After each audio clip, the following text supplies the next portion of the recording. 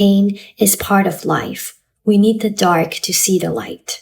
Sometimes it's the contrast that makes life beautiful, that makes us appreciate the good things more. However, it can become a dangerous belief when we purposely inflict pain on ourselves, even unconsciously, even when the body and soul are screaming for relief. It becomes an addiction, a form of self-harm and escapism disguised as growth.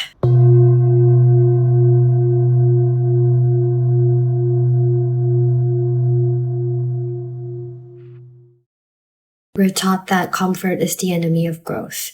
We always hear no pain, no gain.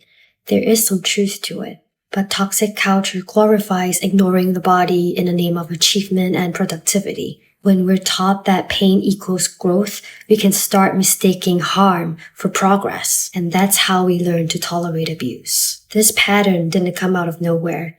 It's inherited through generational trauma. For many of our ancestors, there was no safe alternative. It was tolerate, cope, or risk losing everything. It was all about survival and self-preservation. So the nervous system adapted. Obedience became safety and endurance became necessary. Over time, repetition turned into normalization and normalization turned into desensitization. We're conditioned to override our instincts, not because we're weak or dumb, but because it once protected us. Now we see this pattern playing out everywhere, especially in modern systems and relationships. Here's an example at work.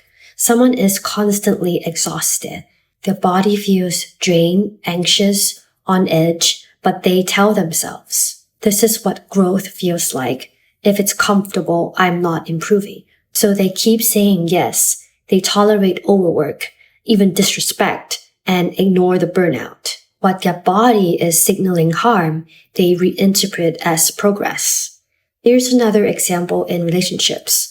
Someone feels deeply hurt and unhappy, but the intensity gets mistaken for meaning. They think, I'm hurting this much. It means I care deeply. Or, this must be love. That's the trauma bond where pain becomes proof of connection.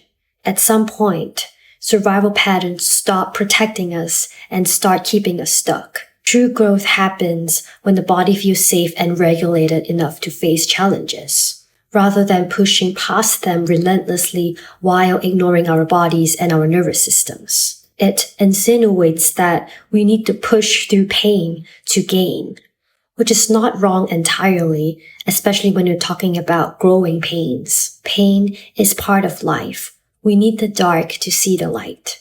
Sometimes it's the contrast that makes life beautiful, that makes us appreciate the good things more.